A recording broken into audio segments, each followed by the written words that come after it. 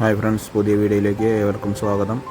നമ്മൾ പറയുന്നത് US visa ബയോമെട്രിക്സിൻ്റെ documents എന്തൊക്കെ വേണമെന്നാണ്. ആദ്യമായി വേണ്ടത് പഴയതും പുതിയതുമായ പാസ്പോർട്ട്, അതിനുശേഷം DS-160 എന്ന് പറഞ്ഞ ഫോം വേണം, അതിൻ്റെ ഫോട്ടോസ്റ്റാറ്റ് വേണം, പിന്നെ അപ്പോയിൻമെൻറ്റ് കൺഫർമേഷൻ. ഇത്രയുമാണ് വേണ്ടത്. അപ്പോയിൻമെൻറ്റ് ടൈം തന്നേക്കുന്നതിന് അരമണിക്കൂർ മുമ്പെങ്കിലും എത്താൻ ശ്രമിക്കുക.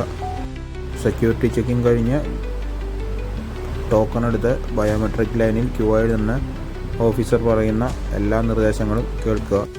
അവർ നിങ്ങളോട് കുറച്ച് ചോദ്യങ്ങൾ ചോദിക്കും. പേരെന്താണ്, എവിടെയാണ് ജനിച്ചത്, ഡേറ്റ് ഓഫ് ബർത്ത് തുടങ്ങിയവ ചോദിക്കുന്നതാണ്.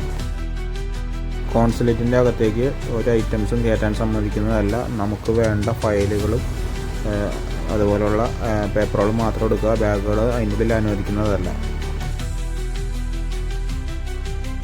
ഇൻ്റർവ്യൂവിന് വേണ്ടി ചെന്ന് കഴിഞ്ഞപ്പോൾ നിന്ന ഒരു ഡോമിറ്ററി ആണത്. അത്യാവശ്യം നല്ലതാണ്, നീറ്റ് ആൻഡ് ക്ലീൻ ആണ്, ബഡ്ജറ്റ് ഫ്രണ്ട്ലി ആണ്.